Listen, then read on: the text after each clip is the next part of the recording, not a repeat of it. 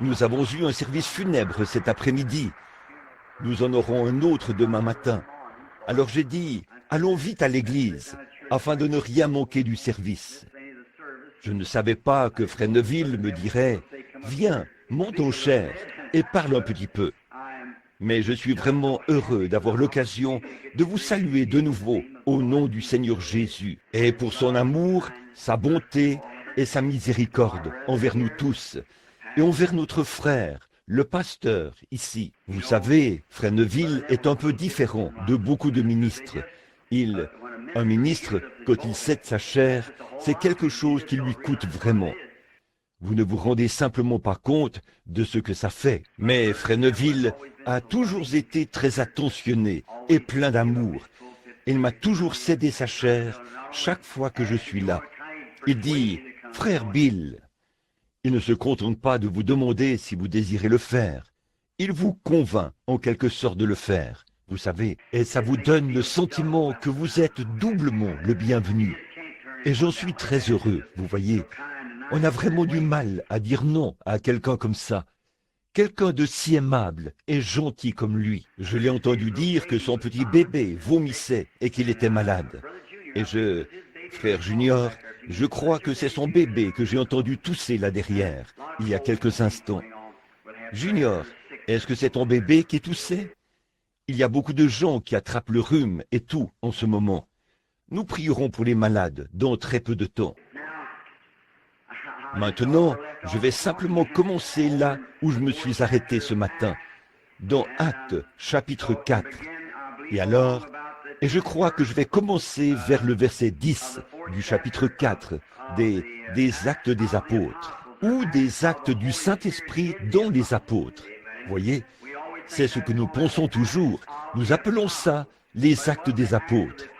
Mais ce n'était pas les Actes des Apôtres, c'était le Saint-Esprit dans les apôtres qui accomplissait les actes. Vous voyez, ces hommes n'étaient que des hommes, et ils ne pouvaient pas accomplir ces actes d'eux-mêmes. Avant que j'aille plus loin, j'étais assis là avec Frère Wood il y a quelques instants. Il y a un certain jeune homme qui fréquente cette église depuis longtemps. Il a toujours voulu découvrir sa vocation. Je crois que je peux le lui dire, s'il voulait bien le faire. C'est chanter. Frère Temple, il se peut que vous touchiez à ceci ou à cela, mais vous chantez bien. Alors, j'apprécie vraiment cela. Et si vous vous abandonniez au chant, Dieu pourrait vous utiliser. Mais faites tout sauf ce qu'il faut faire. Appliquez-vous à chanter. Voilà votre talent. Vous devez l'utiliser. Merveilleux. J'aime ces cantiques à l'ancienne mode. Pas vous? Oui, monsieur. Écoutez ces cantiques des débuts. Comme ça, j'aime cela, Frère Neville. Vraiment. J'aime les prédications de Frère Neville et tout. Et j'aime aussi vraiment ces beaux cantiques à l'ancienne mode que les sœurs et lui chantent au cours de l'émission à la radio. Si vous ne les avez pas tous encore écoutés, beaucoup d'entre vous, eh bien, allumez votre radio tous les samedis matins et écoutez-les, et vous serez certainement bénis. Eh bien, ma femme, mes enfants et tous les autres attendent cette émission, exactement comme si c'était moi-même qui allais y participer là-bas, et que j'y étais, un des bien-aimés de la famille. Nous attendons avec impatience cette chaire ou ce programme le samedi matin, et nous en sommes très heureux. Vous savez, ce matin, il s'est passé quelque chose ici dont je n'arrive pas encore à me remettre. C'était à propos de ce bébé. J'ai eu un sentiment des plus mystérieux à ce sujet. Et je me pose simplement des questions. Quand je me suis réveillé ce matin, j'ai regardé ma femme et j'ai dit, « Chérie, j'ai eu soit un songe, soit une vision. » Et je dis, je ne dirais pas que c'était une vision, parce qu'il est probable que je dormais. Mais, c'était si réel. Et quand ça s'est terminé, j'étais assis là, dans la chambre. J'ai dit, par contre, je ne me souviens pas à quel moment je me suis levé. La vision, quand je l'ai reçue. Mais quand je suis arrivé ici, et que j'ai vu toutes ces choses se produire exactement.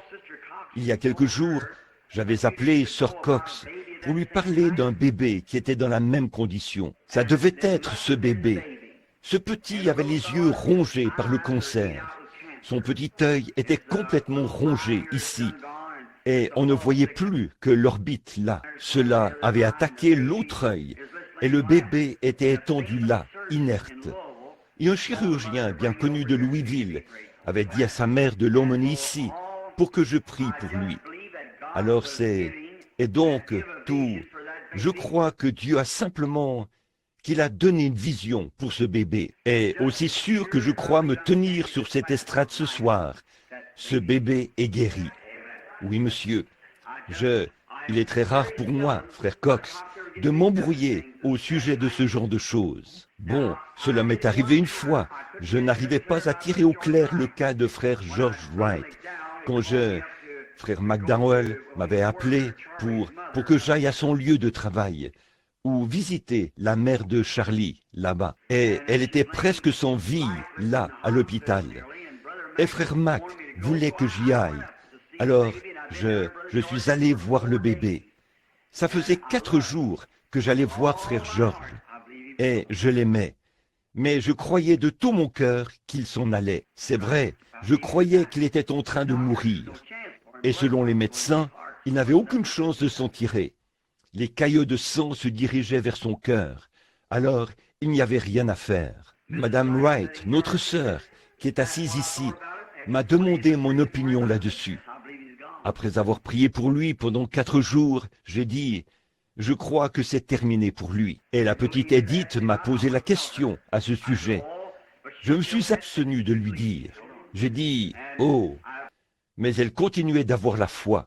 Elle a cru, elle a tenu bon. Et frère Shelby, qui est assis là derrière, il est comme mon propre frère de sang. Il m'a rencontré là-bas et a dit, « Que penses-tu de papa ?» J'ai dit, « Shelby, je crois vraiment qu'il va partir. » J'ai dit, « Je crois qu'il est en train de nous quitter. » J'ai dit, « Eh bien, il a 73 ans. Il a déjà vécu tout le temps qui lui a été fixé. Dieu ne lui a promis de vivre que 70 ans. » J'ai dit, « Je crois que c'est terminé pour lui. » Et ce soir-là, quand je suis arrivé chez moi, en revenant de là, frère Mac a tenu à ce que j'aille là-bas. Charlie m'y a emmené en voiture, loin. Il est arrivé là-bas et nous ne sommes rentrés que très tard dans la nuit ou tôt le matin. J'y suis simplement allé et j'ai prié pour cette femme. C'est tout ce que je pouvais faire. Une fois à la maison, je suis entré dans la chambre. Je me suis déshabillé et je me suis préparé pour aller au lit. Et à ce moment-là, j'ai entendu quelqu'un parler. J'ai regardé, et là se tenait une femme aux cheveux gris. Elle se tenait dans une cuisine, en train de parler à quelqu'un au téléphone. Et il se trouvait que c'était la mère de ce garçon. C'est vrai. Et puis j'ai vu le vieux Saul, qui est juste à côté de la maison de frère Georges. Et j'ai vu des mottes de terre qui tombaient, de la boue ou de la terre. Ça ressemblait à de l'argile. C'était de la terre, et c'était de la boue. Et il a dit que c'était une tombe. C'était quelque chose au sujet d'une tombe, et que beaucoup de ceux qui se moquaient de lui iraient dans la tombe avant lui, ou quelque chose comme ça. Et je n'arrivais pas à saisir clairement cela. J'ai donc rapidement contacté Sir Wright. Je l'ai appelé et je lui ai dit, je crois bien que c'était Sir Wright, que je ne comprenais pas bien ce que cette vision montrait. Quoi qu'il en soit, la mère de Charlie est finalement revenue à la maison. Elle était chez elle en train de parler au téléphone. Et tout était exactement comme la vision l'avait montré. Je pense qu'elle n'est plus de ce monde maintenant. Mais elle est revenue chez elle exactement comme cela l'avait dit, alors qu'on disait qu'elle ne pourrait même pas vivre jusqu'au matin. Mais elle l'a fait. Bon, c'était simplement par rapport au fait que Dieu nous avait fait savoir qu'il avait exaucé notre prière. L'autre jour, quelqu'un a demandé, ou plutôt c'est cet homme qui a écrit le livre récemment. Il a dit, un homme souffrait de la prostate, et, a-t-il dit, il a été guéri. 1 an plus tard, il a dit qu'il était de nouveau malade. Eh bien, absolument, vous pouvez être guéri ce soir. et être de nouveau malade de la même chose demain matin. Vous pouvez être un pécheur ce soir et vous pouvez être un pécheur ce soir et un chrétien demain matin. Vous pouvez être un chrétien ce soir et un pécheur demain matin. Certainement, un médecin peut donner de la pénicilline à un homme qui souffre d'un mauvais rhume ou d'une pneumonie, et cet homme sera guéri sur le champ. Puis, on refait des examens, et tout est parfaitement clair. Pas la moindre trace de pneumonie ou de fièvre. Et le lendemain, cet homme peut très bien mourir de pneumonie, de la même chose. Pas vrai? Ça n'a rien à voir. Vous voyez, c'est simplement s'étouffer avec le moucheron et avaler le chameau, comme le dit le vieux dicton. Mais quoi qu'il en soit, alors quand je suis revenu, je parlais à Sir Wright. Je suis alors allé, et j'ai de nouveau eu une vision. J'ai vu frère George Wright assis là, derrière, et moi, j'entrais par la porte. Il s'est avancé par ici, a traversé cette allée, puis il est allé jusque là-bas et m'a serré la main, tout en marchant. Il ne pouvait pas marcher, vous connaissez tous son état. Un caillot sanguin lui avait paralysé les jambes, comme ça. Et le médecin a dit, ça se dirige vers son cœur. Il pourrait mourir d'un moment à l'autre. Donc, à l'âge de 73 ans, il n'avait pas la moindre chance de vivre. Je suis revenu le dire à l'église. J'ai appelé Sir Wright. Non seulement cela, mais je suis allé là-bas. Et là-bas, chez lui, les gens, 2 hommes étaient assis chez lui ce matin-là, je crois. Pas vrai, frère Georges? 2 hommes étaient chez vous le matin où j'y suis venu. Le voisin de palier et un grand gaillard. J'ai dit, oh oui. Comment? Je crois, n'est-ce pas vrai, Edith? Oui, ils étaient 2, oui, il était mal en point. Mais j'ai dit, ne vous inquiétez de rien, parce que frère Wright viendra au tabernacle. Il marchera de nouveau, car c'est ainsi dit le Seigneur. Je me suis embrouillé à ce sujet. J'ai dit, il y a quelque chose au sujet d'une tombe. Et alors, ce qu'il en était, lorsque la vision m'a clairement été révélée, au sujet de ce qu'il en était, cela concernait ceux qui s'étaient moqués de lui, pour avoir quitté l'Église dont il était membre, qui ne croyaient pas à la guérison divine. Et ils verraient leur tombe être creusée, et ils sauraient qu'ils mourraient avant lui. Combien en reste-t-il depuis ce temps-là?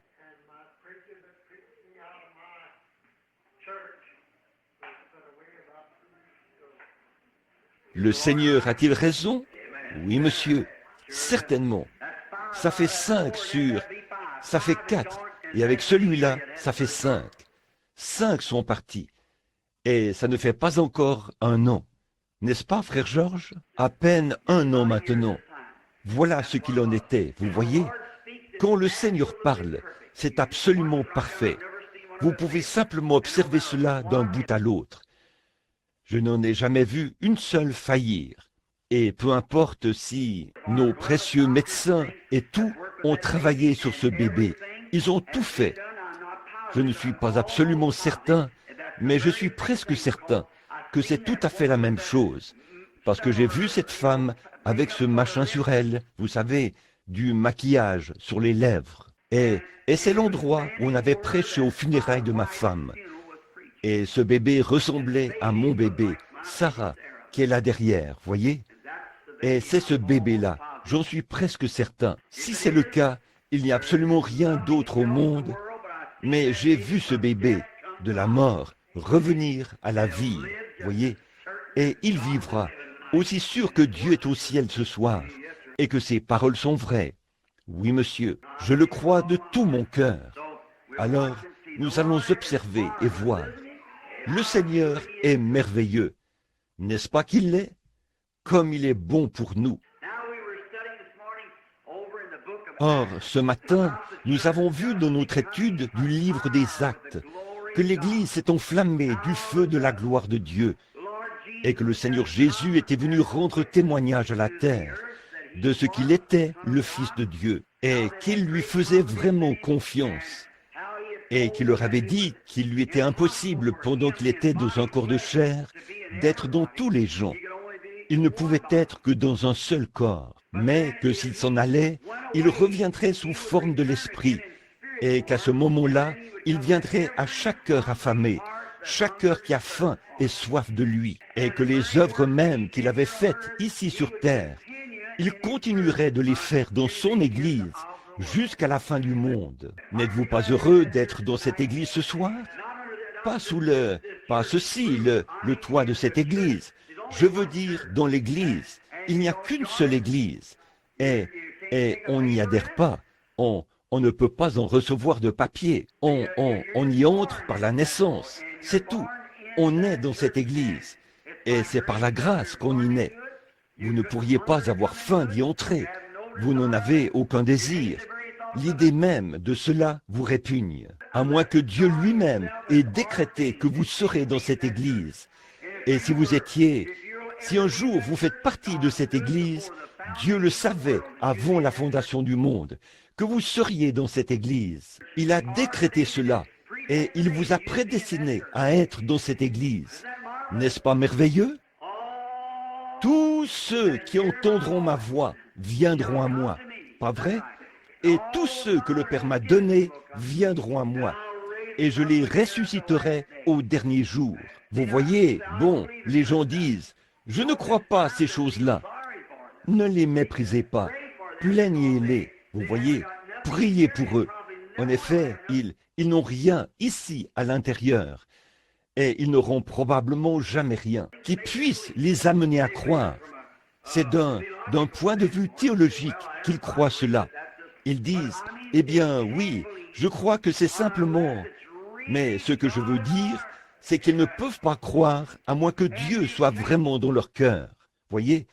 Et vous ne pouvez pas. Jésus a dit, celui qui écoute mes paroles et qui croit à celui qui m'a envoyé a la vie éternelle. Pas parce qu'il a adhéré à l'Église, pas parce qu'il a été baptisé, pas parce qu'il a fait ceci, parce qu'il a poussé des cris, parce qu'il a fait cette autre chose.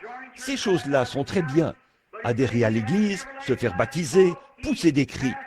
Mais il a dit, celui qui a la vie éternelle, c'est parce qu'il a cru. Maintenant, dans Acte 2:38, Pierre a dit, repentez-vous et que chacun de vous soit baptisé au nom de Jésus-Christ pour le pardon de vos péchés, et vous recevrez le don du Saint-Esprit. Et pendant de nombreuses années, quand je voyais cela et que je le lisais, je me posais des questions. Je me disais, Seigneur, des hommes et des femmes s'avancent ici. Je n'ai vu qui sont venus à l'autel, se sont agenouillés, ont pleuré et ont prié, puis se sont fait baptiser au nom du Seigneur Jésus. Et une semaine plus tard, ils étaient retournés dans le monde. Je me disais, ô Dieu, ta parole n'est certainement pas fausse. Je n'arrive vraiment pas à comprendre. Mais toi, Seigneur, si je reste avec toi, tu as dit que ta parole demeurerait en moi. Alors, je suis resté avec lui, jusqu'à ce que je vois maintenant ce qu'il en est.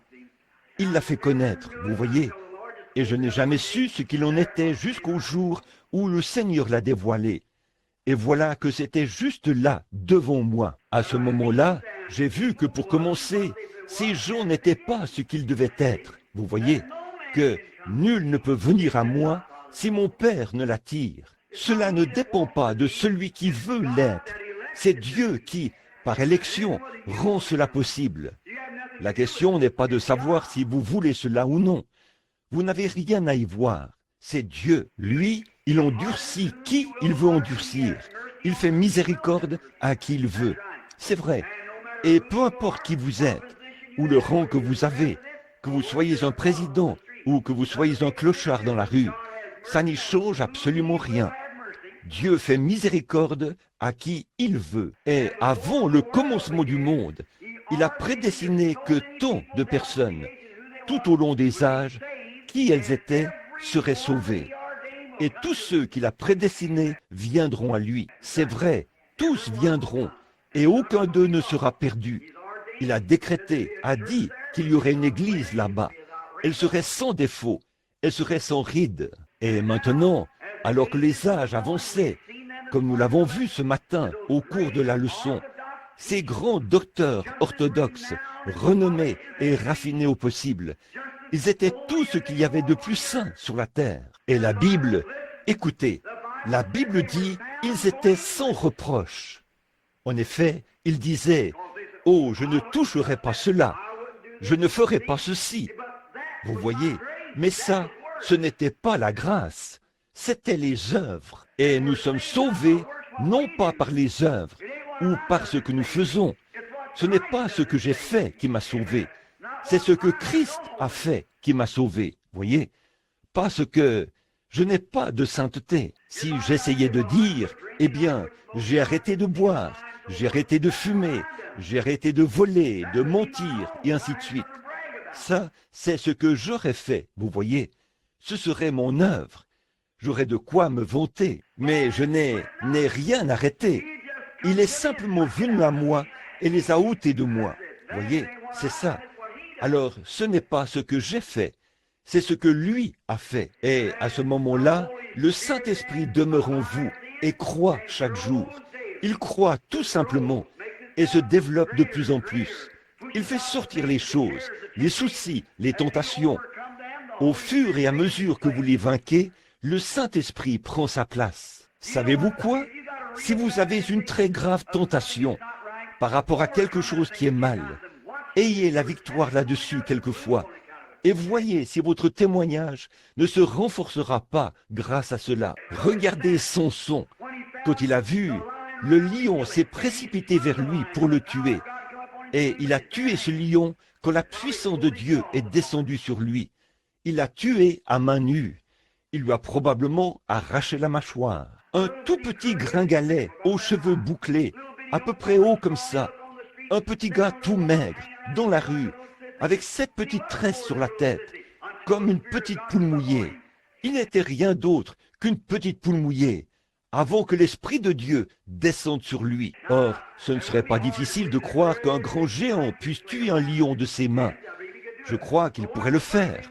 Mais ce qui est bizarre, c'est que ce soit ce petit bout d'homme qui l'ait fait. Mais l'Esprit du Seigneur est descendu sur lui. Il a tué le lion et l'a jeté sur le côté. Et les abeilles y ont construit leur ruche. Et Samson, le miel le plus doux qu'il ait jamais mangé, est sorti de la carcasse de ce lion qu'il avait tué. Pas vrai? Pourquoi?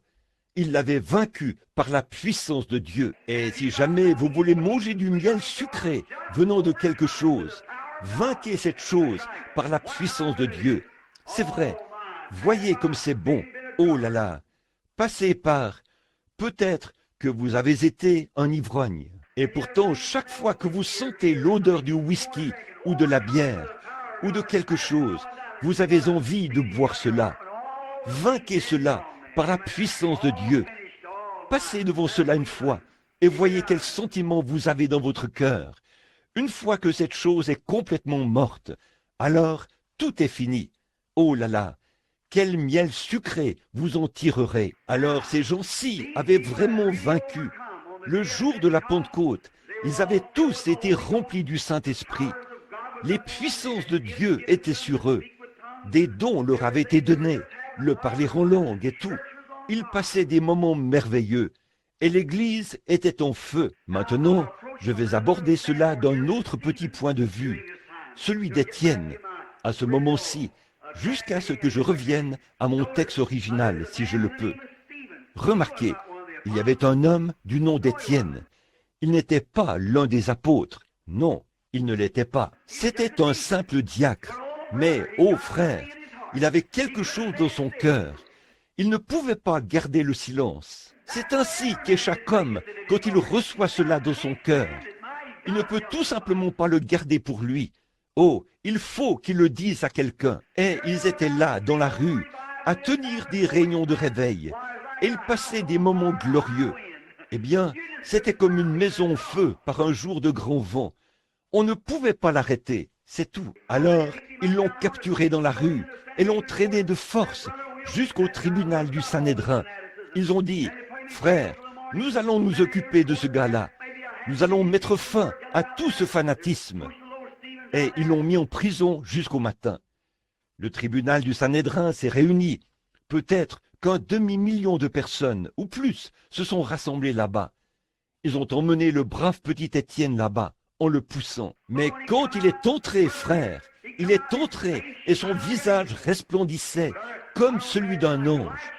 Frère, je ne pense pas que c'était comme une lumière qui brille, mais son visage s'est illuminé du fait qu'il savait de quoi il parlait. Je ne pense pas qu'un ange serait comme une lumière qui brille, ou quelque chose qui brille, mais cela signifiait qu'il resplendissait du fait qu'il comprenait de quoi il parlait. La Bible dit qu'il parlait avec assurance. Il s'est avancé là, le visage grave. Il a dit « Homme israélite ». Il était tout seul, comme un agneau au milieu de 10 000 loups affamés, qui grincent des dents, prêts à boire son sang. Il a dit « Homme israélite, et vous tous de la Judée », et ainsi de suite. Et vous les pères, sachez que le Dieu d'Abraham, le Dieu de nos pères, est apparu à Abraham, l'a fait sortir de Chaldée et lui a promis de lui donner ce pays. Et par lui est venu Jésus-Christ, que vous avez crucifié et fait mourir par la main des impies. Et quand il a eu fini de dire ça, il a dit « Ô homme, ô Courède, incirconcis de cœur et d'oreille, vous vous opposez toujours au Saint-Esprit. Ce que vos pères ont été, vous l'êtes aussi. » Oh là là, j'aurais aimé écouter la bonne de cette prédication. Frère Biller, j'aurais aimé que nous ayons celle-là. Oui, monsieur, il a dit « Ô homme, ô Courède, incirconcis de cœur et d'oreille, vous vous opposez toujours au Saint-Esprit. Ce que vos pères ont été, vous l'êtes aussi. » Frère, il n'y allait pas de main morte, pas vrai? Puisqu'il savait que son sang serait versé comme ça. La Bible dit, il était un homme rempli. Rempli de quoi? Rempli de folie? Non, monsieur. Rempli de théologie? Non, monsieur. Il était rempli du Saint-Esprit. C'est là que se retrouvent toutes ces grandes et belles qualités. Parce qu'il avait été rempli. Le monde avait été mis dehors et le Saint-Esprit était en lui. C'était un homme rempli du Saint-Esprit. Oh là là, l'arrêter? Vous ne pouviez pas le faire. Rien ne pouvait l'arrêter. Il brûlait, frère. Il lui fallait prêcher l'Évangile. Et il a prêché l'Évangile. Il a opéré des miracles et des signes. Et au bout d'un moment, quand ils ont grincé des dents contre lui, ils l'ont traîné hors du prétoire, l'ont emmené là-bas et l'ont tué.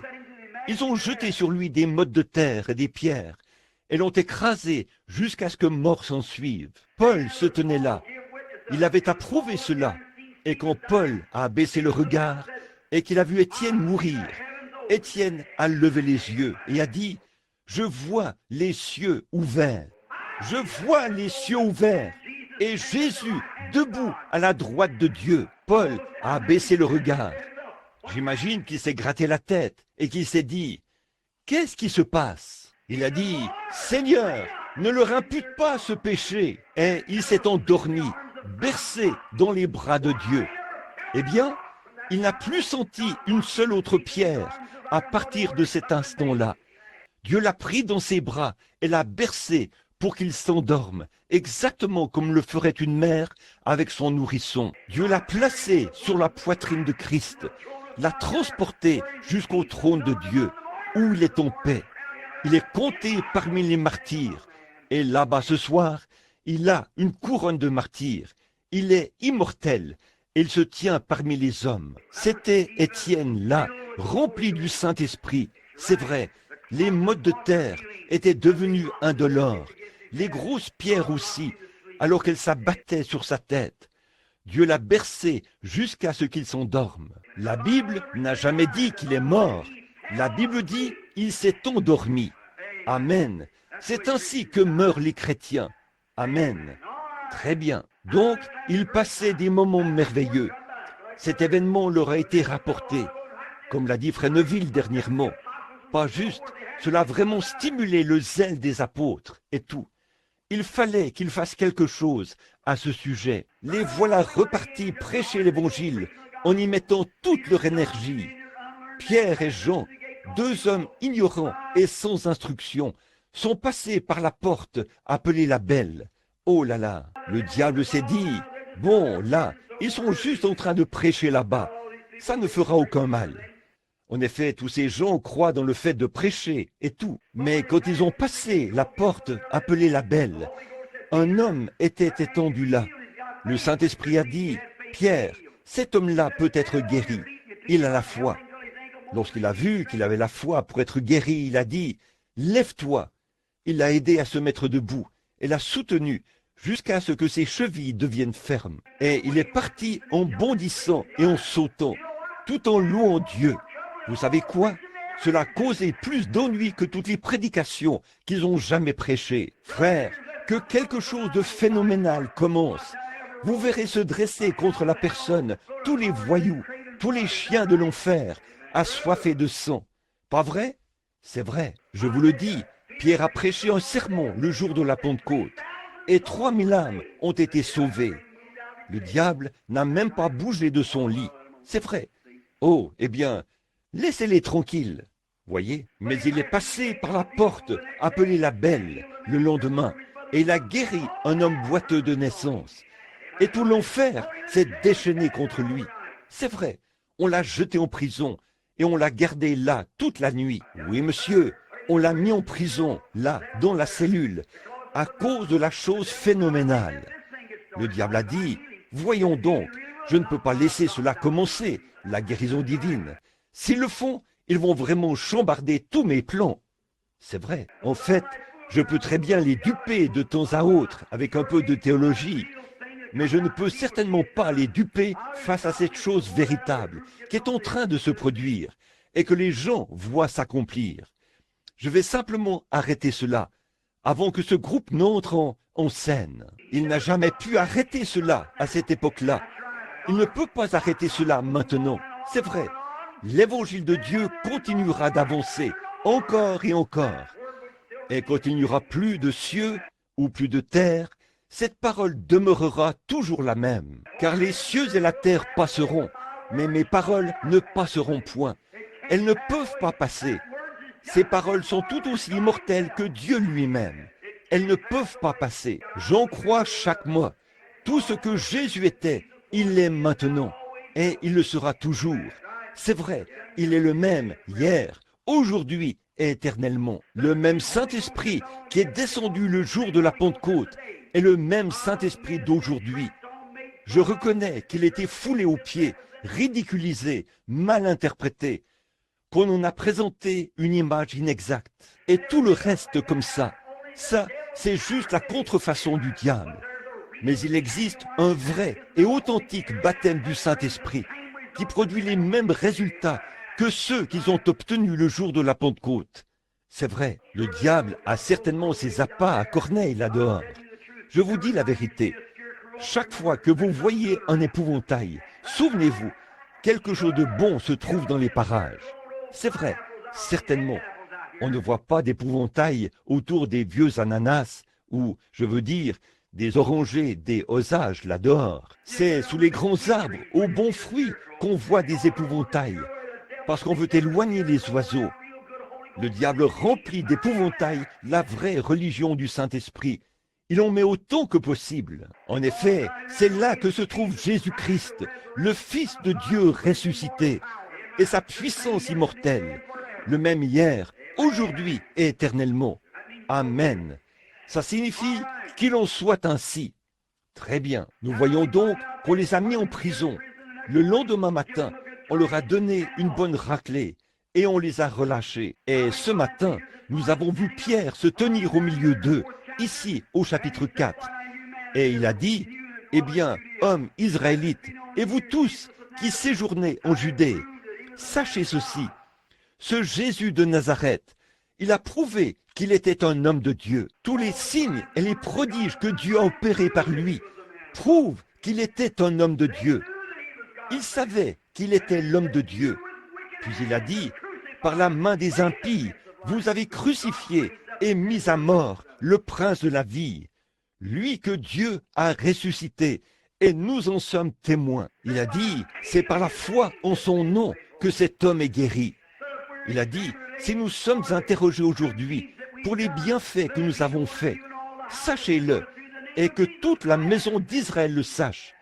C'est par le nom de Jésus-Christ que cet homme a été guéri. Quand on a demandé à quel groupe religieux appartiennent-ils, par qui ont-ils été ordonnés, de quel cimetière sont-ils sortis, ou quelque chose comme quelle est l'origine de tout ceci? Qui vous a donné le droit de le faire? Montrez-nous le groupe dont vous êtes les représentants, pour que nous puissions retourner voir les anciens et voir la raison pour laquelle vous le faites. Oui, monsieur, nous voulons voir que l'Église enseigne ce genre d'hérésie par ici. D'où venez-vous? Pierre a dit, c'est au nom de Jésus-Christ et par la foi en son nom que cet homme a été guéri. Amen. Et il ne pouvait rien dire à ce sujet, parce que cet homme était là, présent, et il le connaissait. Amen. Amen. Remarquez, regardez maintenant ce qu'il dit ici. Et Jésus est la pierre qui a été rejetée par vous qui bâtissez. Il n'y a de salut en aucun autre nom, car il n'y a sous le ciel aucun autre nom qui ait été donné parmi les hommes, par lequel vous deviez être sauvés. Oh, le rejet de la pierre. La pierre avait été rejetée. Pourquoi? Au moment où ils bâtissaient le temple de Salomon. Je veux que vous remarquiez la très belle image qu'il y a ici. Quand ils ont entrepris la construction du temple de Salomon, les pierres étaient taillées. Elles provenaient d'un endroit et d'un autre endroit et d'ailleurs. Certaines pierres étaient taillées comme ceci et d'autres comme cela. Mais la Bible dit qu'à l'assemblage, il a fallu 40 ans, je crois, pour ériger ce temple. Et il n'y a pas eu le moindre grincement de scie, ni le moindre coup de marteau pendant 40 ans. Les pierres s'imbriquaient parfaitement les unes avec les autres.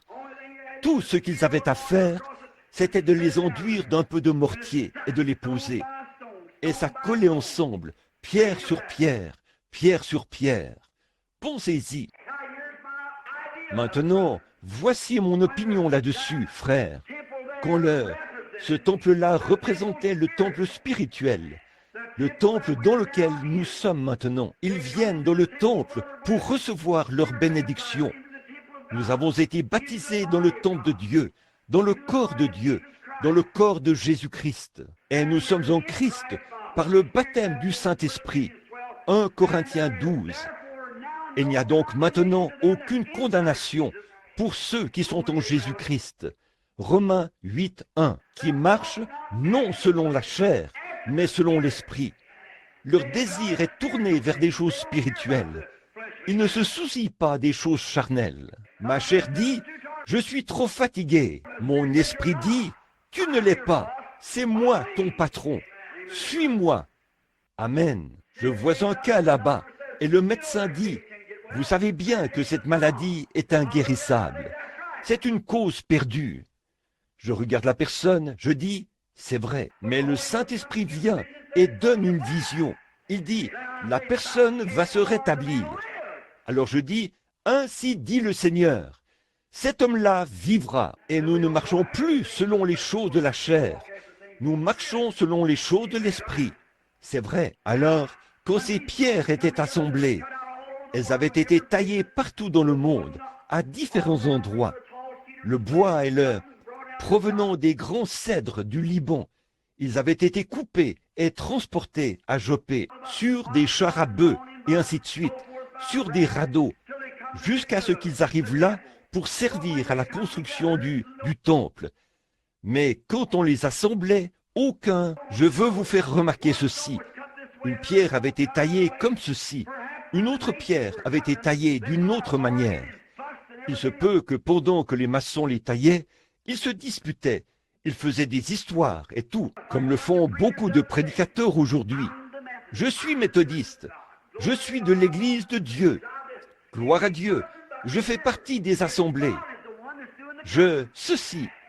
Vous vous disputez sans cesse. Mais souvenez-vous, celui qui taille, c'est Dieu. Alors que celui-ci taillait comme ceci et l'autre comme cela, les gens ne pouvaient pas comprendre. Mais quand est venu le moment de les assembler, toutes ces choses étaient là, par terre. Ils ont simplement posé une pierre sur une autre pierre, et ainsi de suite. sans plus avoir à les tailler. Je crois qu'un de ces glorieux jours, quand cette confédération des églises unies se rassemblera, et que selon la prophétie, le nouveau pape issu des États-Unis sera installé là-bas. Alors, ils feront une image à la bête. Et je vous le dis, la véritable Église de Dieu sera forcée de se rassembler.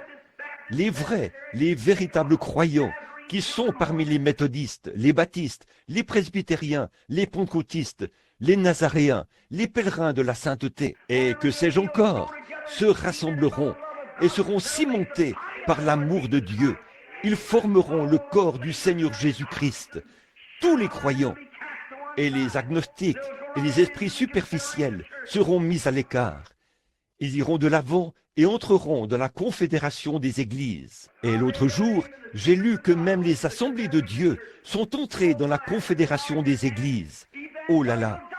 Pour ce faire, il leur faut renier leur doctrine évangélique. C'est vrai. Et ils seront obligés de renier tous leurs principes fondés sur les signes et les prodiges pentecôtistes pour faire partie de la confédération des églises.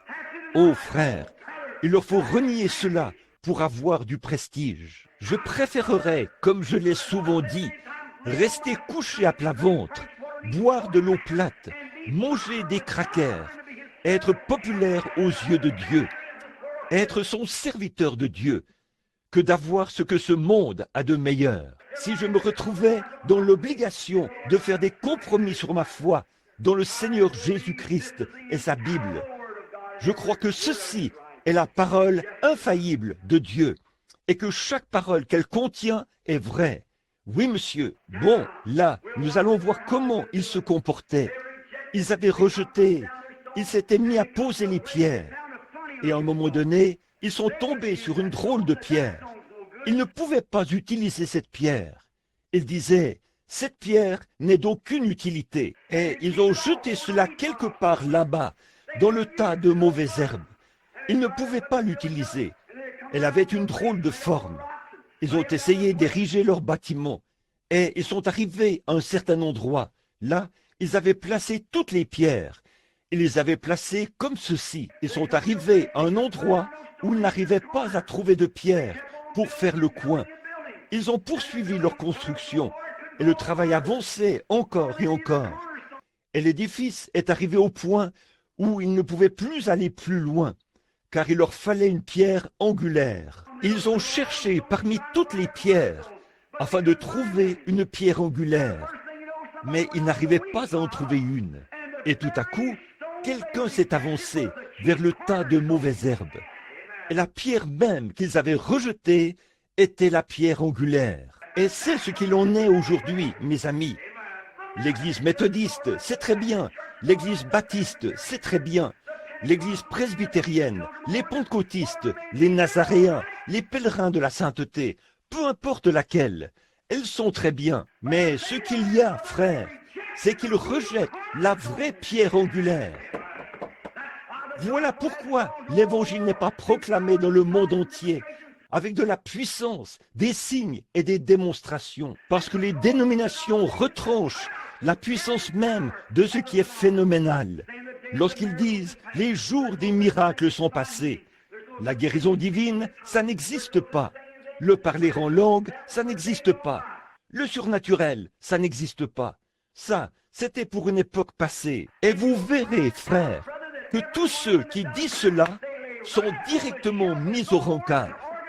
Elles ne sont rien de plus que des organisations, des clubs. Ils ont beaucoup de gens qui y adhèrent, c'est vrai. Mais la Bible dit, ils auront l'apparence de la piété, mais renieront ceux qui ont fait la force. Éloigne-toi de ces gens-là. Mais en tant qu'Église, ils constatent que toutes ces dénominations ont essayé de bâtir quelque chose. Ils ne peuvent bâtir sur rien d'autre que Jésus-Christ et la justice. Et si vous recevez Jésus-Christ et que vous dites que c'est insensé, vous dites « Oh, j'ai reçu Jésus ». Si vous recevez Jésus, vous recevez quelque chose qui vous dit que cette parole de Dieu est inspirée. Et il est le même Seigneur Jésus ce soir. Il accomplit et fait exactement les choses qu'il a dit qu'il ferait. Sinon, vous n'avez pas reçu le Seigneur Jésus. Vous avez reçu de la théologie, mais pas le Seigneur Jésus. Car quand Jésus entre dans votre cœur, il se passe quelque chose. Et vous croyez tout ce que Dieu dit. Non seulement ça, mais vous savez que c'est vrai. Tous les démons de l'enfer ne sauraient vous enlever cela. Eh bien, vous croyez cela, certainement. Dieu l'a dit et c'est réglé. Quand l'ainsi dit le Seigneur est prononcé, vous placez votre espérance juste là. À la vie, à la mort, vous y croyez, quoi qu'il en coûte. Vous êtes prêt à sceller votre témoignage de votre sang à tout moment, car vous croyez que c'est la vérité. Vous savez que c'est la vérité, car Dieu l'a dit. Et quelque chose au fond de vous sait que c'est la vérité. Mais là, si vous l'abordez du point de vue de l'instruction, eh bien, vous pourriez argumenter sur ceci et argumenter sur cela et dire « ceci n'existe pas et cela n'existe pas. Nous ne croyons pas ceci et nous ne croyons pas cela. » Vous savez, argumenter. Vous dites « oh, eh bien, je ne peux pas croire une chose comme cela. » Il se peut que vous viviez la même chose à New Albany ce soir. Des gens qui présentent des arguments contre Dieu. Pourquoi cela? Écoutez ce qui est écrit un peu plus loin, et vous verrez la prière que ces gens ont faite. Il a dit, pourquoi ce tumulte parmi les nations et ces vaines pensées parmi les peuples? Vraiment, Seigneur, au sujet de ton Fils Jésus, et accorde à tes serviteurs, alors qu'ils priaient d'un même accord. Ils ont dit, accorde à tes serviteurs d'annoncer la parole de Dieu avec assurance, en étant dans la main de ton Fils Jésus, pour guérir les malades. Amen. Que Dieu nous vienne en aide, afin que nous ayons une réunion de prière comme celle-là. Et quand ils ont prié, le bâtiment où ils étaient assemblés a tremblé. Oh là là, c'est ce dont nous avons besoin ce soir. Des hommes et des femmes qui sont d'un même cœur et d'un même accord, comme eux l'étaient. Ils ne prêtent aucune attention à ceci ou cela ou autre chose. Mais vous êtes absorbés en Jésus-Christ. Mon espérance n'est fondée sur rien d'autre que sur le sang et la justice de Jésus. Que le soleil se lève demain ou non, tous unis, nous nous engageons par un serment devant Dieu de servir le Seigneur Jésus et de suivre ses pas, quoi qu'il en coûte. C'est alors que vous verrez l'Église continuer à avancer. Amen. Il a dit, il n'y a de salut en aucun autre nom, car il n'y a sous le ciel aucun autre nom qui ait été donné parmi les hommes, par lequel vous deviez être sauvés. Il y a une certaine petite dame qui fréquente cette église. Elle n'est pas un membre d'ici, elle est méthodiste, mais elle nous aime, et elle fréquente cette église. Une autre dame lui a dit, « À quelle église vas-tu » Elle l'avait interpellée. J'ai entendu cela. Elle a dit, à quelle église vas-tu? Elle a dit, je vais au Branham Tabernacle. Elle a dit, tu veux dire que tu as l'intention d'aller là pour écouter ce genre de doctrine? T'asseoir là pour écouter ce genre de choses? Elle a dit, quel genre de doctrine? Eh bien, ils font trop de cas de Jésus. Pour le baptême, ils utilisent son nom dans le baptême et utilisent son nom pour tout le reste. Car la Bible dit, mes frères, il n'y a sous le ciel aucun autre nom qui ait été donné parmi les hommes par lequel vous puissiez être sauvés. Certainement, je vous le dis, frères, je ne suis pas un querelleur, mais j'aimerais que n'importe quel homme me prouve par la Bible, n'importe où et n'importe quand, que ça, ce n'est pas vrai. C'est vrai, peu importe ce qu'ils disent, vous êtes des insensés et tout le reste, ça n'y change rien. L'autre jour, j'étais dans une librairie. J'y étais allé dans le but d'acheter des livres. Et la dame a dit, je ne voudrais pas les avoir sur mes étagères. Je ne les vends pas. Elle a dit, une dame est passée et les a tous achetés. Elle en avait 7, et cette dame les a tous achetés. Je pense qu'elle voulait simplement s'en débarrasser. Et il y avait, le sujet de la guérison divine a été mis sur le tapis. Il y avait là 2 prédicateurs méthodistes et un presbytérien. Les prédicateurs méthodistes et le prédicateur presbytérien ont pris ma défense. Ils ont dit, « Vous avez raison. » Au moment de partir, je me suis demandé ce que frère Shire était présent à ce moment-là. Frère Creech est arrivé au même moment. Quand ils se sont tous mis à descendre, qu'ils ont commencé à se déplacer un peu, ce prédicateur méthodiste s'est avancé et a mis les mains sur mon épaule. Il a dit, « Frère Branham, quand vous étiez encore tout jeune, je suis passé là où vous grimpiez sur des poteaux, vous travailliez avec une paire d'éperons et vous aviez le visage sale. » Et il a dit, « Je savais que vous enseigniez la guérison divine. Et ma pauvre vieille mère était couchée là-bas. Elle souffrait d'une maladie des reins. Aucune possibilité qu'elle se rétablisse. Elle était couchée, mourante. Et vous êtes venu, vous avez déposé vos éperons et vos outils. Vous vous êtes agenouillés par terre et vous avez prié pour ma mère. Une semaine plus tard, le médecin l'a déclarée totalement guérie. Il a dit, ça fait 23 ans et elle est en parfaite santé et se porte bien aujourd'hui. Peu m'importe que ce soit mon église ou quoi que ce soit d'autre, je crois. Alléluia. Voilà, c'est ça, sur cette pierre, je bâtirai mon église. Et les portes du séjour des morts ne peuvent pas prévaloir contre elle. Les époques peuvent venir et partir, et les choses peuvent changer, mais l'évangile de Jésus-Christ demeurera le même tout au long des âges éternels. Sur cette pierre, je bâtirai mon église. Quelle était cette église? Quelle était cette pierre? Posez cette question à l'église catholique. Ils disent, il y avait là une grosse pierre. L'église catholique, la hiérarchie, est assise sur cela ce soir, sur cette pierre, et elle donne le pouvoir aux autres églises, et elle pardonne les péchés. Voilà l'interprétation qu'en font les catholiques. Si vous essayez de comprendre et que vous demandez aux protestants, que vous dites « cette pierre, qu'est-ce que c'était ?» Ils diraient « c'est Jésus-Christ qui était cette pierre ». Oh frère, qu'a dit Jésus à ce sujet? Pierre a dit « qui dites-vous » Il a dit « qui dites-vous que je suis ?»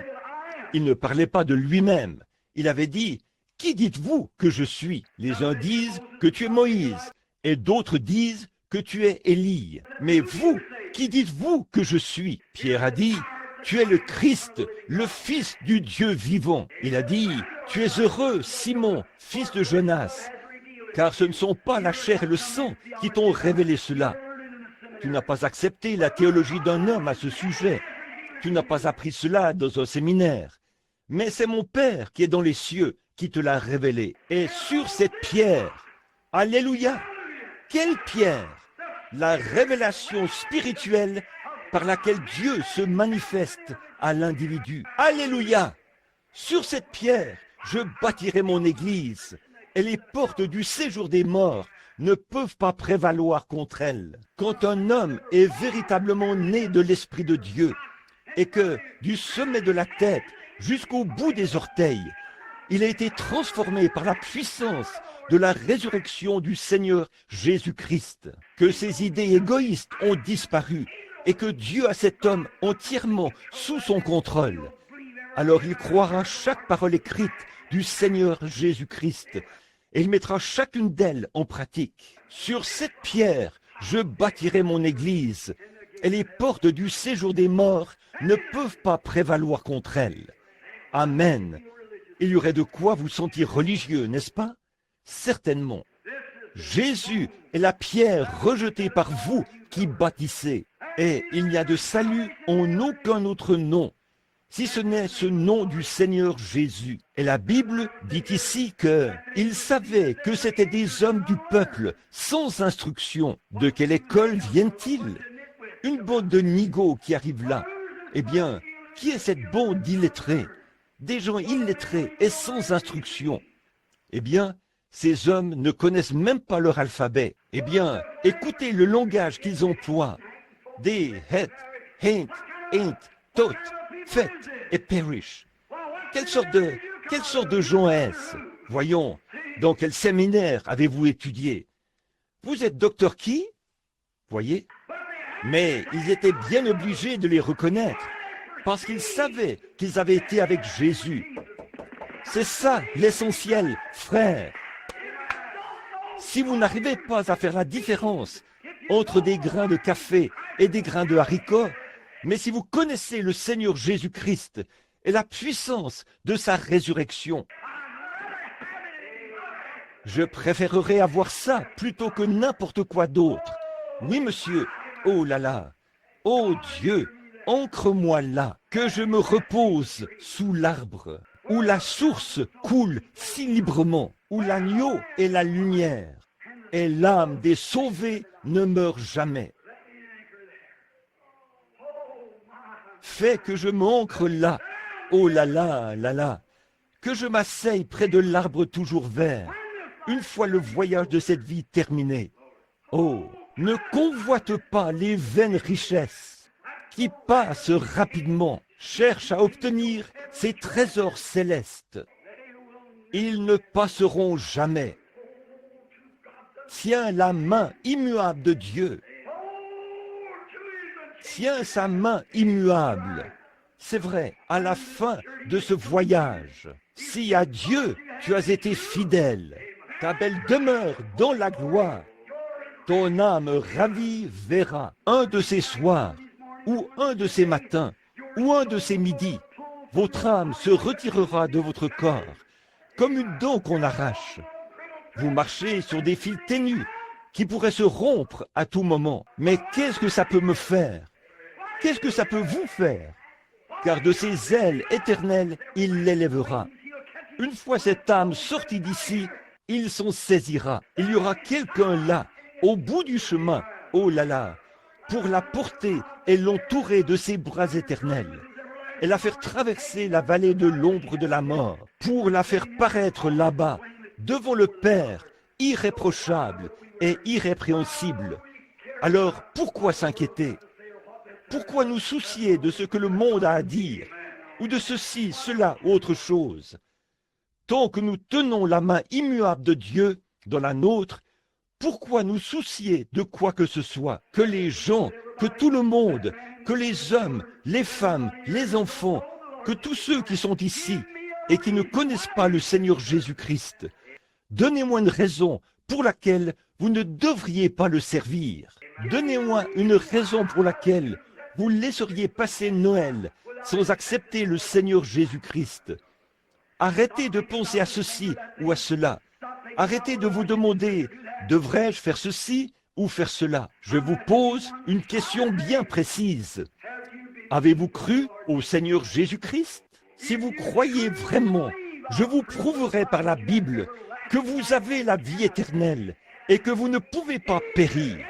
Celui qui écoute mes paroles et qui croit à celui qui m'a envoyé a la vie éternelle. Quand Jésus-Christ a prononcé ces paroles, quand Pierre les a prononcées le jour de la Pentecôte, quand Jésus les a prononcées ici même, dans Jean 5, quand les gens les ont prononcées d'un bout à l'autre de la Bible, l'homme les a tordus, les a mélangés et a essayé d'en faire ceci et de faire cela pour mettre sur pied des organisations et tout. Certains ont dit, oui, croyez simplement qu'il est le Seigneur Jésus-Christ et entrez, c'est tout. Vous voyez la ruse du diable? Quelqu'un a dit, oh frère, nous étions si heureux que nous avons poussé des cris. Vous voyez la ruse du diable? Quelqu'un a dit, nous avons parlé en langue et nous savons que nous l'avons. Vous voyez la ruse du diable? Ces choses, c'est bien, mais ce n'est quand même pas Christ. Ça ne l'est certainement pas. Et quand un homme croit vraiment de tout son cœur au Seigneur Jésus-Christ, il reçoit la vie éternelle au moment même où il croit. C'est vrai, une fois que vous croyez, votre vie montre ce que vous êtes, votre vie, et tout cela arrivera. Toutes ces choses, comme pousser des cris, être joyeux, parler en langue, guérir les malades, et tous ces autres dons. Et ces choses vous accompagneront, non pas parce que vous avez fait cela, ces choses vous accompagneront par un vrai signe de Dieu. Voyez, oh, cherchez premièrement le royaume de Dieu et sa justice, et les autres choses seront données par-dessus. Quand je pense à ce monde qui faillit, Je regarde autour de moi et je vois l'écriture sur la muraille, dans chaque nation. Je vois que les bombes atomiques causent beaucoup d'émoi parmi les gens. Quand les grands dirigeants et tout, vous devriez lire ce que dit le Pentagone au sujet de ces choses qui s'accomplissent. Vous devriez voir ce que cette nation... Frère, je vais vous dire quelque chose. Nous bombons le torse au dehors. Pourtant, au cœur même de cette nation, ils ont une peur bleue. Vous le savez. Autant admettre la vérité. Et vous avez des raisons d'avoir peur. Il n'y a qu'une seule personne qui n'a aucune raison d'avoir peur. C'est un homme ou une femme qui est né de l'Esprit de Dieu. Pour le croyant, la bombe atomique est un billet qui le met en route pour le ciel. Alléluia! Oui, monsieur, la mort ne peut rien faire d'autre pour vous, si ce n'est une mort rapide mène rapidement à la gloire. C'est vrai, je laisserai tomber ce vêtement de chair pour saisir le prix éternel, criant en traversant les airs. Adieu, précieuse heure de la prière. Parti! Quel effet aura une bombe atomique sur ces vieux saints aux cheveux gris? Ils redeviendront des jeunes hommes et des jeunes femmes. Quel effet aura la bombe atomique sur ces foyers quand presque tous les leurs auront disparu et qu'ils seront alors seuls ici? Toute la famille sera de nouveau réunie. Gloire à Dieu, frère! Que pourriez-vous avoir de plus glorieux que ça, avec la parfaite assurance que votre cœur repose là-bas au calvaire, que rien au monde ne peut vous déranger, vous changer, vous ébranler. Vous êtes en Jésus-Christ, ancré dans le royaume de Dieu, jusqu'au jour de votre rédemption, où vous paraîtrez devant lui irréprochable. Pas à cause de ce que vous aurez fait. Si seulement je pouvais arrêter ceci, et si seulement je pouvais arrêter cela. Cela n'a rien à voir avec ce que vous aurez fait. C'est ce que lui fait pour vous. Croyez-vous de tout votre cœur, de toute votre âme, de toute votre pensée, quand Pierre allait, ou, je veux dire, Philippe, quand il allait baptiser l'eunuque, il lui a dit, « Voici de l'eau, qu'est-ce qui empêche que je ne sois baptisé ?» Philippe a dit, « Attends un instant, si tu crois de tout ton cœur, de toute ton âme, de toute ta pensée, si tu crois cela, il a dit, je crois de tout mon cœur, de toute mon âme et de toute ma pensée, que Jésus-Christ est le Fils de Dieu. Il a arrêté le char, ils sont descendus dans l'eau et il l'a baptisé. Puis le Saint-Esprit a enlevé Philippe de sa vue et il ne l'a plus jamais revu. Il l'a transporté dans les airs sur une distance d'environ 300 kilomètres. Puis il l'a fait descendre sur terre et l'a de nouveau lancé en réveil. C'est vrai, oh là là. Ce Dieu qui vivait en ce jour-là est le même Dieu aujourd'hui. Quand je pense à Paul, là-bas sur le navire, ce soir-là, ils avaient perdu toute espérance d'être sauvés. Le petit navire était plein d'eau et il était dans un très piteux état. Plus personne n'avait d'espérance. Tous s'étaient résignés. Et Paul était assis là, dans la cale, ce soir-là. Il était probablement en train de prier. L'ange du Seigneur est venu à lui et lui a dit, « Paul, ne crains point, car je te ferai comparaître devant César. Il faut que ton témoignage soit entendu là-bas. Je t'ai donné tous ceux qui naviguent avec toi. Je peux voir Paul là, sur le navire, arriver en courant, agiter sa petite main et hurler « Alléluia !» Il hurle « Un instant, les frères, un instant !» Ils ont dit « Oh, oh, il y a un homme qui est si paniqué qu'il a perdu la raison. » Voilà, c'est ça. Et tous les docteurs en théologie se sont avancés pour voir ce qui se passait. Il a dit « Prenez courage, prenez courage !» Ils ont dit « Le pauvre là, il est devenu fou. Voilà, ça fait si longtemps qu'il jeûne. Il a fait tout ça. Voilà qu'il est presque à bout maintenant. » Il a dit « Prenez courage, car cette nuit, l'ange du Dieu dont je suis le serviteur m'est apparu et m'a dit « Paul, ne crains point, il faut que tu comparaisses devant César.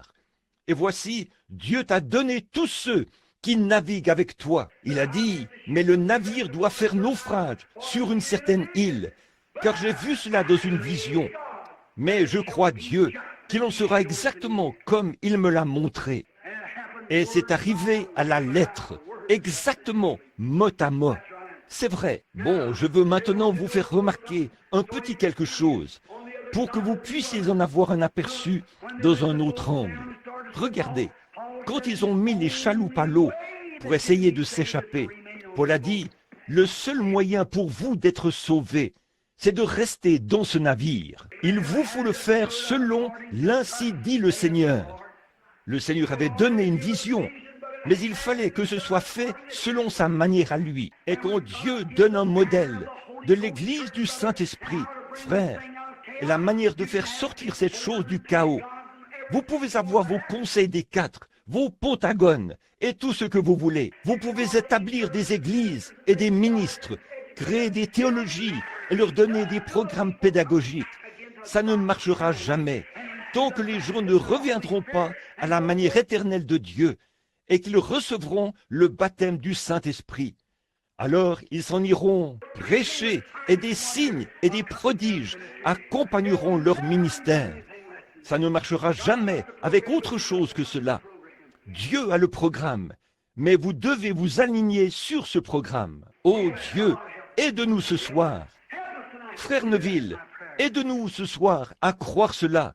Voilà ma prière, car il n'y a de salut en aucun autre nom, si ce n'est au nom du Seigneur Jésus. Maintenant, alors que nous entrons à présent dans la période de Noël, et qu'ici, tout est décoré avec des choses en rapport avec le Père Noël, au lieu de Jésus, ils ne l'écrivent même plus en toutes lettres. XMAS, qui est l'abréviation du mot anglais Christmas, qui signifie Noël en français. On n'écrit même plus Christ en toutes lettres dans le mot Christmas. Ils mettent, eh bien les gens ne pensent même pas à la naissance ou à quoi que ce soit à propos de Christ. Pourtant, c'est vraiment de ça qu'il s'agit. La seule chose à laquelle ils pensent, c'est au Père Noël, avec qui ils l'ont remplacé. Et au lieu de se réjouir par l'Esprit de Dieu, ils vont là dehors, s'enivrer et se réjouir. Voyez, voilà ce qui fait la différence. Alors, après tout, frères, sœurs, je ne peux pas arrêter cela. Vous ne pouvez pas l'arrêter. La parole de Dieu a dit qu'il en serait ainsi. Les hommes aimeront le plaisir plus que Dieu. Comment allez-vous empêcher cela? Ayant l'apparence de la piété, ils fréquentent tous des églises. Oui, monsieur, ayant l'apparence de la piété, mais reniant ceux qui ont fait la force. Éloigne-toi de ces gens-là. Je suis si heureux ce soir, amis chrétiens, d'être avec vous ici ce soir. Je suis si heureux d'avoir eu le privilège de vous parler de tout mon cœur. Et mon cœur tout entier est enveloppé dans ce message. C'est là, depuis le jour même où Dieu m'a donné le baptême du Saint-Esprit, ici même, à Jeffersonville, dans l'Indiana, lorsque j'ai cru en son Fils, Jésus-Christ, et que je l'ai accepté ici, dans un petit hangar, comme mon sauveur personnel. Et le Seigneur est descendu sur moi cette nuit-là, et a fait briller une lumière dans la pièce. J'ai regardé cette lumière, et j'étais tellement effrayé que je n'arrivais même pas à bouger. Je me suis agenouillé sur un vieux sac de toile, là-bas, sur l'avenue Ohio. J'ai vu cette lumière former une croix, et quelque chose m'a parlé à partir de cette croix. Depuis cette nuit-là, mes espérances n'ont été fondées sur rien d'autre que la parole de Dieu, sur Jésus-Christ et la justice. C'est ce que je crois de tout mon cœur. Lâchez prise, advienne que pourra. Mon espérance continue d'y être ancrée. Et je suis heureux ce soir d'être assis en compagnie de gens comme vous, des gens qui croient la même chose et qui ont reçu le même Seigneur Jésus-Christ. Tout au long des années, que de dangers, de labeurs et de pièges. J'ai déjà traversé, ça m'a fait vieillir, ça m'a brisé, ça m'a ravagé. Mais la grâce m'a mené en sûreté jusqu'à présent. Et la grâce me mènera à la maison. Après que nous aurons passé 10 000 ans là-bas, plus brillants que le soleil, nous n'aurons pas moins de temps pour chanter ses louanges. Lorsque nous avons commencé, quand Daniel a eu une vision là-dessus, il a dit « Quoique les méchants feront le mal dans les derniers jours, ceux qui connaissent leur Dieu accompliront des exploits dans les derniers jours. Il parlait de ce jour-ci. Savez-vous ce que faire des exploits signifie? Les exploits de la foi opéreront des signes et des prodiges. Mais les méchants continueront quand même à faire le mal. Il a dit, ils courront ça et là, et la connaissance augmentera. Mais, est-il dit, scelle le livre, ô Daniel, tu te reposeras, mais tu seras debout dans ton héritage en ce dernier jour. Et ceux qui auront été intelligents ramèneront un grand nombre de gens à Christ. Ils brilleront comme les étoiles du ciel, à toujours et à perpétuité. 40 ans m'ont mis en pièces. Peut-être que 80 ans vous ont mis en pièces. Peut-être que 30 ans ont fait de vous une personne différente. Juste un petit clin d'œil, comme ça, dans le temps. Mais avez-vous déjà regardé l'étoile du matin, quand elle se lève le matin? Vous êtes-vous déjà levé de bonne heure pour la regarder, alors qu'elle est suspendue là-bas dans les cieux, alors qu'elle scintille, qu'elle pousse des cris et qu'elle se réjouit dans le ciel? Elle n'a jamais rien perdu de sa beauté. Elle est tout aussi éclatante et belle qu'elle était le jour où il l'a suspendue, où Dieu l'a suspendue dans son orbite. Elle n'a jamais rien perdu pendant tout ce temps. Elle est là depuis des milliers de milliers d'années. Et elle n'a jamais perdu sa beauté. Et la Bible dit, ceux qui auront enseigné la justice à la multitude brilleront avec plus d'éclat que les étoiles, à toujours et à perpétuité. Alléluia! Frère, être prédicateur, c'est une bonne chose après tout, n'est-ce pas? Oui, vraiment. Être chrétien, c'est une bonne chose. Les temps peuvent être difficiles. Dieu n'a pas promis un lit de roses, mais il a promis une grâce suffisante pour chaque épreuve que vous subirez. C'est vrai, oui, en effet, la grâce suffit. Il n'est pas sur une rose, un lit de roses, mais Dieu a promis d'accorder la grâce pour vaincre chaque tentation. Quand une croix devient lourde, Christ a promis d'être avec vous. Oui, monsieur, un jour glorieux, quand tout sera terminé, nous le rencontrerons en paix. Que Dieu accorde à chacun de vous de recevoir la même chose. S'il se trouve un incroyant ici ce soir, croyez au Seigneur Jésus-Christ, et à l'instant même où vous croirez, Dieu vous en rendra témoignage. Il vous scellera dans son royaume pour toujours. Si quoi que ce soit frappe à votre cœur, et que vous ressentez cela, mais que vous refusez de le recevoir, vous serez un homme et une femme malheureux, jusqu'à ce que vous disiez, oui, Seigneur Jésus, puissiez-vous, au cours de la semaine prochaine, cette période de Noël, alors que tout le monde est content et qu'ils chantent les uns pour les autres, puissiez-vous, avec vos bras, comme Siméon autrefois, lors de cette merveilleuse période de Noël, quand il s'est avancé dans le temple, et avec ses bras puissants, oh, il a pris le Sauveur dans ses bras et l'a étreint.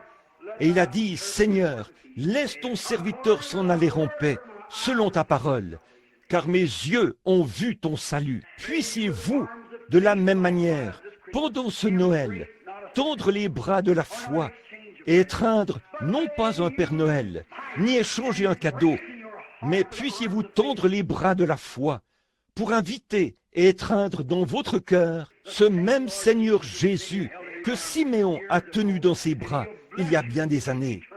Alors il vous bénira et vous donnera la vie éternelle. Et vous ne pourrez jamais périr, parce que vous avez en vous la vie de Dieu. Vous savez ce que le mort, pas pour aller dans le grec, ça ce sont les gens qui parlent le grec qui peuvent en discuter. Ici, nous ne parlons pas du grec, c'est de Jésus-Christ que nous parlons dans ce tabernacle. Nous ne venons pas ici avec des phrases empoulées. Nous venons ici ne connaissant rien d'autre que la puissance de la résurrection de Christ. Mais le mot même, le mot grec, signifie la vie éternelle. Ce même mot en grec, dans la traduction, j'ai les deux, en hébreu et en grec, et je les ai étudiés. Je ne suis pas un érudit en la matière. Je ne connais que quelques mots, juste assez pour me dépanner. Quand quelqu'un se met à faire des histoires, je sais comment l'arrêter avec ça. Mais quand on en arrive à un point comme celui-ci, et que le même mot grec qui sert à qualifier la vie de Dieu, c'est le même mot qui sert à qualifier aussi la vie qu'il vous donne. Et en grec, pour dire la vie de Dieu ou la vie éternelle, on se sert du même mot que l'on prononce, Zoé. Z-O-E. Zoé, la vie. Et tous ceux qui viendront à moi, je leur donnerai Zoé, ma propre vie. Je leur donnerai ma propre vie, et ils ne périront jamais. Et je les ressusciterai au dernier jour. Autrement dit, quiconque viendra à moi, je l'envelopperai en moi. Amen. Et il deviendra une partie de moi. Et il ne peut pas plus mourir que moi, car je suis immortel et je ne peux pas mourir. Et son âme est immortelle, et elle non plus ne peut pas mourir. Et je le ressusciterai au dernier jour. Oh là là. Alors, quand on passe par de dures épreuves, ça nous fait dire, en moi habite l'Esprit de Dieu. Il n'y a rien de bon ici, à l'intérieur, sinon celui qui s'y trouve. Je ne m'appartiens pas, je suis à lui. Je ne recherche pas les choses du monde. C'est lui que je recherche, car mes espérances sont fondées sur lui. Un jour, je le verrai, et c'est tout ce que j'ai ardemment désiré. Le but de ma vie, c'est de lui amener des gens. Et je vous le dis, les vieilles chaînes commenceront à tomber, et vous recommencerez à marcher. Que Dieu vous bénisse. J'espère que vous croyez de tout votre cœur. Pendant que nous prions, Père Céleste, nous te remercions ce soir pour le sang de ton Fils qui est juste, le Seigneur Jésus. Je te remercie ce soir pour le Saint-Esprit et pour le fait qu'il nous a visités ici même, dans ce bâtiment, et même maintenant même. Cet esprit même qui, selon la parole de Dieu, qui est infaillible et qui ne peut pas faillir, ce même esprit qui a ressuscité Jésus de la tombe, est ici même, au milieu de nous maintenant. Ô Dieu, puissent les enfants qui sont ici et qui ne te connaissent pas, puissent-ils l'accepter ce soir et croire au Seigneur Jésus-Christ et avoir la vie éternelle. Accorde-le. Puisse-t-il croire en cette heure même, en vue d'obtenir la vie éternelle. Guéris les malades et les affligés. Souviens-toi des foyers endeuillés, Seigneur. Ô Dieu, là, autour de ces cercueils, il y aura des hommes et des femmes qui ne sont peut-être pas sauvés. Que peut-on dire? Alors qu'on sait que l'Évangile leur a été prêché des centaines et des centaines de fois. Ô Père, je prie que les hommes et les femmes qui sont ici saisissent la vision ce soir, qu'ils se rendent compte que chacun de nous est mortel et que nous ne savons pas à quel moment nous pourrions être appelés à répondre là-bas au jugement, afin de rendre compte de ce que nous avons fait de Jésus-Christ. À ce moment-là, l'affaire sera classée, le livre sera fermé, il sera fermé et posé là, et rien ne pourra plus être fait. Nous nous jugeons nous-mêmes en le jugeant. Père, ô sonde mon cœur ce soir, Seigneur. Sonde-moi, a dit David, et éprouve-moi. Pas seulement David, mais moi, je dis la même chose. S'il y a en moi quelque chose de mauvais, ôte cela, Seigneur. Ô Dieu, ne laisse pas cela traîner en moi, Seigneur. Je n'en veux pas, Père. Que cela me quitte, pas seulement moi, mais aussi tous ces gens qui sont ici ce soir et qui m'ont entendu prêcher, Père. Je prie afin que, s'il y a quelque méchanceté ou quelque péché dans ces gens, tu veuilles ôter tout cela d'eux, Seigneur. Ne laisse pas cela traîner autour de tes enfants que voici. Ô Dieu, éloigne cela.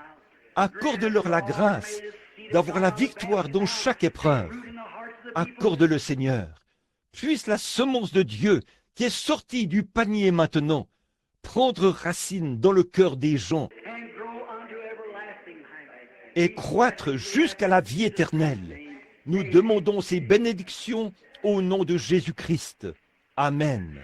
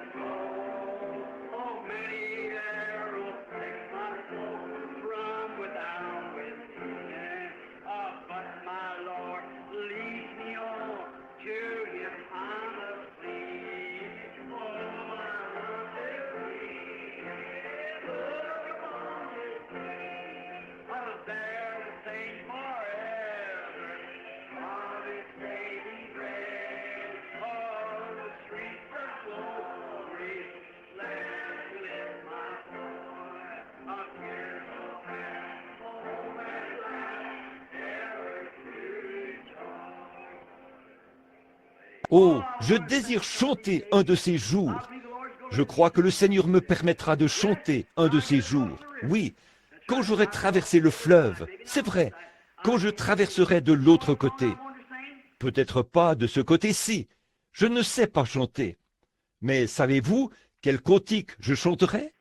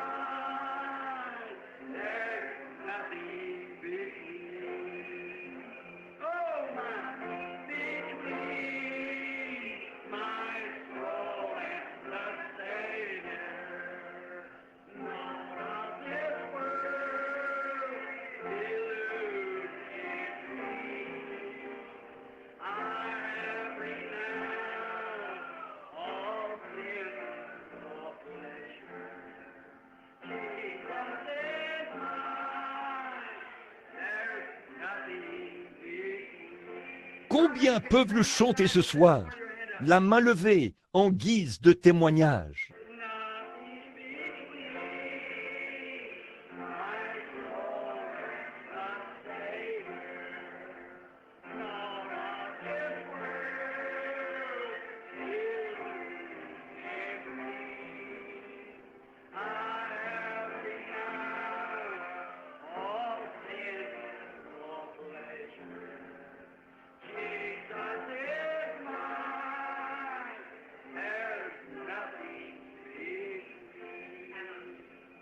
Est-ce que vous ne vous sentez pas merveilleusement bien avec ça? Celui qui écoute ma parole et qui croit à celui qui m'a envoyé a la vie éternelle. Il ne viendra jamais en jugement, mais il est déjà passé de la mort à la vie. Nous voici ce soir, les mains levées, à chanter « J'ai renoncé au plaisir du péché. Jésus est mien et rien entre nous. Mon travail, mes amis, mes bien-aimés, mon peuple, ma femme, mes enfants, tout ce qu'il y a sur cette terre, peu importe ce que c'est, il n'y a rien entre mon âme et mon Sauveur. Jésus est mien et rien entre nous.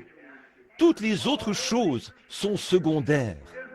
N'est-ce pas merveilleux? Un de ces matins, quand vous entendrez quelqu'un chanter « Grâce infinie », qu'il est doux le son, une fois que vous aurez traversé le fleuve, vous savez, alors que vous serez là-bas et que vous serez redevenus de jeunes hommes et de jeunes femmes, réunis avec tous vos proches qui seront jeunes, là-bas, vous savez, et vos bien-aimés, votre père et votre mère, vous leur serrerez la main en disant « Oh maman, je suis si heureux de te revoir. » Eh bien, regarde, voilà frère Jean qui s'en vient. Voilà frère Joe qui arrive. Eh bien, regarde ça.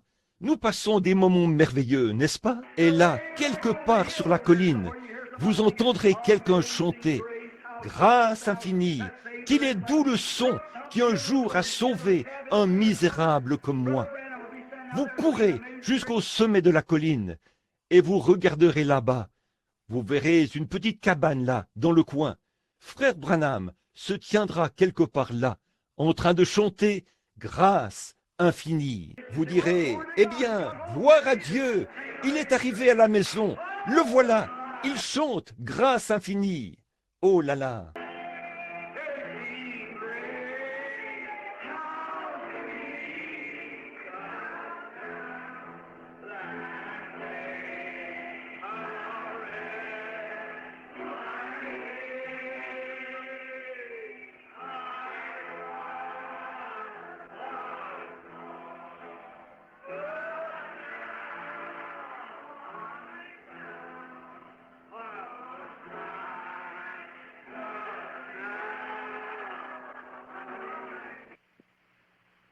C'était par la grâce, bien avant que le monde soit formé.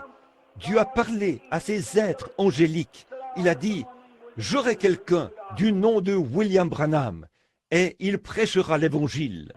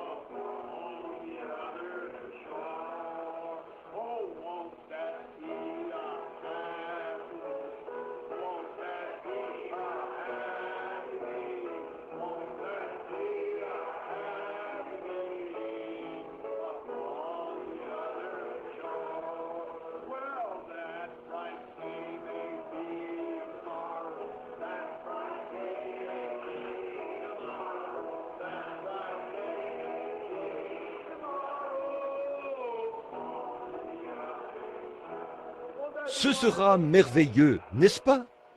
J'aime, Père.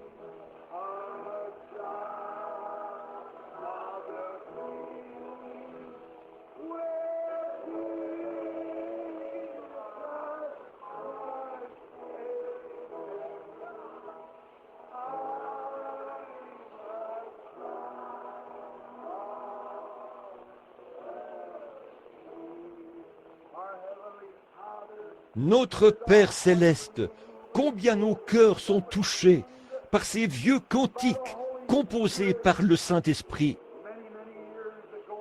Il y a de très nombreuses années, lorsque des frères qui sont maintenant décédés ont saisi la vision, nous les aimons, car ils nous procurent un fondement solide en ces temps difficiles. Ô Dieu, accorde ce soir que tout péché soit ôté de nous maintenant, alors que nous entrons dans la période de Noël. Ôte le péché, ôte la maladie, Seigneur. Ô Dieu, bénis ceux qui sont dans le besoin ce soir, partout, car nous le demandons au nom de Jésus. Maintenant, il y a des gens qui voudraient s'avancer à l'autel pour qu'on les oigne d'huile et qu'on prie pour eux. Vous pouvez venir pendant que nous fredonnons de nouveau ce cantique, un enfant du roi. Voyez, si vous vous trouvez de ce côté-ci,